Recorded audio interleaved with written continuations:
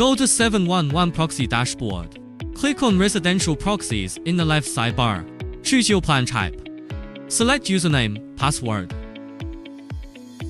Select sub-user. Choose country, region, state, city. Select the session type and proxy host. Set up the output format and the number of generation. Click Generate.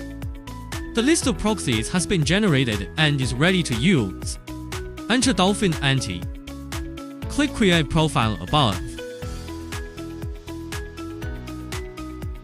Enter the profile name, here's the default name.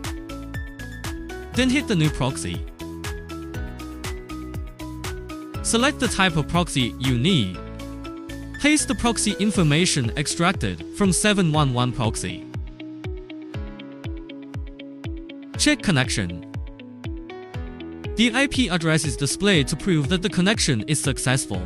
Once the configuration is complete, click Create Profile. Proxy configured successfully. Give it a try.